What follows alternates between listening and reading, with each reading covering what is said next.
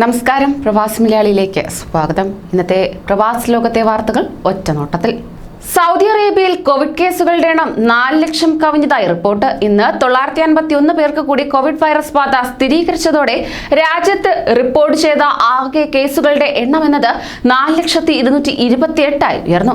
608 പേർ ഇന്ന് രോഗമുക്തി നേടി. ഇതോടെ ആകെ രോഗമുക്തരുടെ എണ്ണം 3,84,635 ഉയർന്നിരിക്കുകയാണ്. ചികിത്സയിലുണ്ടായിരുന്നവരിൽ 8 പേർ കൂടി മരിച്ചു. ഇതോടെ രാജ്യത്ത് ആകെ മരണസംഖ്യ 6,773 രാജ്യത്തെ വിവിധ ആശുപത്രികളിലും മറ്റുമായി 8,820 പേർ ചികിത്സയിൽ കഴിയുകയാണ്.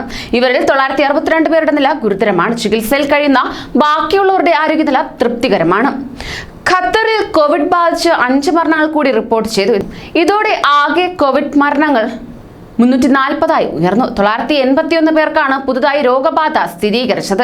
ഇതിൽ 731 പേർക്ക് സമ്പർക്കത്തിലൂടെയാണ് രോഗം പകർന്നതെന്ന് അധികൃതർ വ്യക്തമാക്കി. 250 പേർ വിദേശത്ത് നിന്ന് തിരിച്ചെത്തിയവരാണ്. രാജ്യത്ത് ആകെ കോവിഡ് ബാധിതരുടെ എണ്ണം 20,852 ഉയർന്നു. 208 പേരെ കൂടി വിവിധ ആശുപത്രികളിൽ പ്രവേശിപ്പിച്ചപ്പോൾ ചികിത്സയിൽ കഴിയുന്നവരുടെ എണ്ണം 1,725 ഉയർന്നു. 479 പേരാണ് അത്യാഹിത വിഭാഗങ്ങളിൽ കഴിയുന്നത്. ഇതിനിടെ വിവിധ കോവിഡ് നിയമലംഘനങ്ങളുടെ പേരിൽ 476 പേർ പോലീസ് പിടിയിലായി. UAEയിൽ കഴിഞ്ഞ ദിവസം 2022 പേർക്ക് കൂടി കോവിഡ് വൈറസ് ബാധ സ്ഥിരീകരിച്ചതായി ആരോഗ്യ മന്ത്രാലയം അറിയിച്ചു. ചികിത്സയിലായിരുന്ന 1,731 പേർ രോഗമുക്തരായപ്പോൾ കഴിഞ്ഞ 24 മണിക്കൂറിനിടെ 4 കോവിഡ് മരണങ്ങളാണ് രാജ്യത്ത് ആകെ റിപ്പോർട്ട് ചെയ്തത്. കഴിഞ്ഞ 24 മണിക്കൂറിനിടെ നടത്തിയ 2,66,023 കോവിഡ് പരിശോധനകളിൽ നിന്നാണ് പുതിയ രോഗികളെ കണ്ടെത്തിയത്. ഇതുവരെയുള്ള കണക്കുകൾ പ്രകാരം UAEയിൽ ആകെ 4,87,697 പേർക്കാണ് കോവിഡ് വൈറസ് ബാധ സ്ഥിരീകരിച്ചിട്ടുള്ളത്. ഇവരിൽ 4,71,906 പേരും ഇതിനോടകം രോഗമുക്തരായി. കഴിഞ്ഞ 24 മണിക്കൂറിൽ കോവിഡ് ബാധിച്ച് 9 പേർ കൂടി മരിച്ചതായി ഒമാൻ ആരോഗ്യ മന്ത്രാലയം അറിയിച്ചു. രാജ്യത്ത് കോവിഡ് ബാധിച്ച് ആകെ 1,798 പേരാണ് മരണപ്പെട്ടത്. കഴിഞ്ഞ 24 മണിക്കൂറിനുള്ളിൽ 1,335 പേർക്കാണ് പുതുതായി രോഗം സ്ഥിരീകരിച്ചത്. ഒമാനിൽ കോവിഡ് സ്ഥിരീകരിച്ചവരുടെ ആകെ എണ്ണം 1,74,364 ഉയർന്നു. 785 പേരാണ് കഴിഞ്ഞ 24 മണിക്കൂറിന്റെ രോഗമുക്തി നേടിയത്. 1,84,771 പേരാണ് ഇതുവരെ രാജ്യത്ത് രോഗമുക്തരായത്. കഴിഞ്ഞ 24 മണിക്കൂറിനിടെ 101 പേരെ ആശുപത്രിയിൽ പ്രവേശിപ്പിച്ചു. റമദാനോടനുബന്ധിച്ച് രാജ്യത്തെ കോവിഡ് പ്രതിരോധ കുത്തിവയ്പ് കേന്ദ്രങ്ങളുടെ പ്രവർത്തന സമയത്തിൽ മാറ്റം വരുത്തിയതായി കുവൈറ്റ് ആരോഗ്യ മന്ത്രാലയം അറിയിച്ചു. പ്രതിരോധ കുത്തിവയ്പ്പിന് അപ്പോയിന്റ്മെന്റ് ലഭിച്ചവർ കൃത്യസമയത്തെത്തണമെന്നും മന്ത്രാലയം വക്താവ് ഡോക്ടർ അബ്ദുള്ള അൽ സനദ് നിർദ്ദേശിച്ചു. മിഷ്രിഫ് ഫെയർ ഗ്രൗണ്ടിലെ പ്രധാന കേന്ദ്രത്തിന്റെ റമദാനിലെ പ്രവർത്തന സമയം രാവിലെ 10 മുതൽ രാത്രി 10 വരെയാണ്. നസീം, മസായിൽ എന്നിവിടങ്ങളിലെ ഹെൽത്ത് സെന്ററുകളിൽ 2 ഷിഫ്റ്റായാണ് വാക്സിൻ നൽകുക. രാവിലെ 9 മുതൽ ഉച്ചയ്ക്ക് 1 വരെ ആദ്യ ഷിഫ്റ്റും രാത്രി 8 മുതൽ 12 വരെ രണ്ടാമത്തെ ഷിഫ്റ്റും പ്രവർത്തിക്കും. പ്രൈമറി ഹെൽത്ത് സെന്ററുകളിലെയും സ്കൂളുകളിലെയും കുത്തിവയ്പ് കേന്ദ്രങ്ങൾ രാത്രി 8 മുതൽ 12 വരെയാണ് പ്രവർത്തിക്കുക. ഖത്തറിൽ മുതിർന്നവരിൽ 30% പേർക്കും ഇതിനോടകം കോവിഡ് വാക്സിൻ നൽകിയതായി ആരോഗ്യ മന്ത്രാലയം വ്യക്തമാക്കി. ഖത്തറിൽ മുതിർന്നവരിൽ 30% പേർക്കും ഇതിനകം കോവിഡ് വാക്സിൻ നൽകിയതായാണ് പറഞ്ഞിരിക്കുന്നത്. റമദാൻ മാസം കോവിഡ് വാക്സിനേഷൻ സെന്ററുകളുടെ പ്രവർത്തന സമയം മന്ത്രാലയം പ്രഖ്യാപിച്ചു കഴിഞ്ഞു.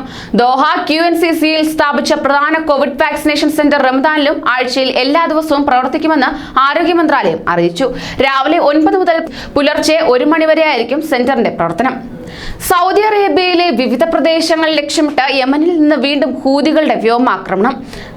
2 ബാലിസ്റ്റിക് മിസൈലുകളും സ്ഫോടക വസ്തുക്കൾ നിറച്ച 6 ഡ്രോണുകളും ലക്ഷ്യസ്ഥാനത്തെത്തുന്നതിന് മുമ്പ് തന്നെ തകർത്തതായി അറബ് സഖ്യസേന അറിയിച്ചു. ദക്ഷിണ സൗദിയിലെ ജനവാസ മേഖലകളിൽ ആക്രമണം നടത്താനാണ് ഇറാന്റെ പിന്തുണയോടെ ഹൂതികൾ ശ്രമിച്ചതെന്ന് അറബ് സഖ്യസേനാ വക്താവ് ബ്രിഗേഡിയർ ജനറൽ തുർക്കി അൽ മാലിക്കി പറയുകയുണ്ടായി.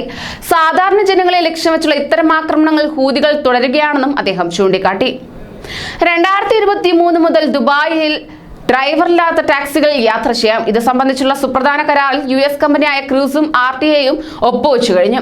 ഡ്രൈവർമാരുടെ പിഴവ് മൂലമുണ്ടാകുന്ന അപകടങ്ങളിൽ 90% സ്വയം നിയന്ത്രിത വാഹനങ്ങളിൽ യാത്ര ചെയ്യുന്നതിലൂടെ ഒഴിവാക്കാനാകുമെന്നാണ് കരുതുന്നത്. അമേരിക്കയ്ക്ക് പുറത്ത് ക്രൂസ് സ്വന്തം നിയന്ത്രിത വാഹനങ്ങൾ സർവീസ് നടത്തുന്ന ആദ്യ നഗരമാകും ദുബായ്.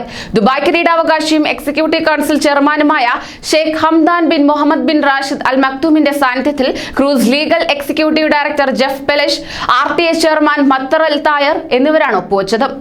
ഒമാനിൽ റംദാൻ മാസത്തോടനുബന്ധിച്ച് രാത്രികാല കർഫ്യൂ ഏർപ്പെടുത്തി. എല്ലാ വാണിജ്യ പ്രവർത്തനങ്ങൾക്കും വിശുദ്ധ റമദാൻ മാസത്തിലുടനീളം ജനങ്ങളുടെ സഞ്ചാരത്തിനുമാണ് വിലക്ക്. കോവിഡ് വ്യാപനത്തിനിടയിൽ രണ്ടാമത്തെ പ്രാവശ്യമാണ് വിശുദ്ധ റംദാൻ റമദാൻ ആഘോഷിക്കുന്നത്. ഏപ്രിൽ 14 മുതലാണ് രാജ്യത്ത് റമദാനോടനുബന്ധിച്ച് രാത്രികാല കർഫ്യൂ ഏർപ്പെടുത്തുന്നത്. ഖത്തറിൽ തീവ്ര ലക്ഷണങ്ങളോടെയുള്ള കോവിഡ് രോഗികളുടെ എണ്ണം വർദ്ധിച്ചു വരുന്ന സാഹചര്യത്തിൽ ചികിത്സാ സൗകര്യങ്ങൾ വർദ്ധിപ്പിക്കുന്നു. ഇതിന്റെ ഭാഗമായി ഹസൻ മുബാരിക് ജനറൽ ഹോസ്പിറ്റൽ ഫീൽഡ് ഹോസ്പിറ്റലിന്റെ 2ാം ഘട്ടം പ്രവർത്തനം തുടങ്ങി. കടുത്ത ആരോഗ്യ പ്രശ്നങ്ങൾ നേരിടുന്ന കോവിഡ് രോഗികൾക്കായി 100 ബെഡുകളായ പുതിയ ഫീൽഡ് ഹോസ്പിറ്റലിൽ ഒരുക്കിയിരിക്കുന്നതെന്ന് ഹമദ് മെഡിക്കൽ കോർപ്പറേഷൻ അറിയിച്ചു. കോവിഡ് രോഗികളുടെ എണ്ണം വർദ്ധിച്ചതിനെ തുടർന്ന് അൽ-വക്ര ഹോസ്പിറ്റൽ സ്പെഷ്യൽ കോവിഡ് ആശുപത്രിയായി ആരോഗ്യ മന്ത്രാലയം നേരത്തെ പ്രഖ്യാപിച്ചിരുന്നു. കൂടുതൽ പ്രവാസി വാർത്തകൾക്കായി ഈ ചാനൽ സബ്സ്ക്രൈബ് ചെയ്യൂ.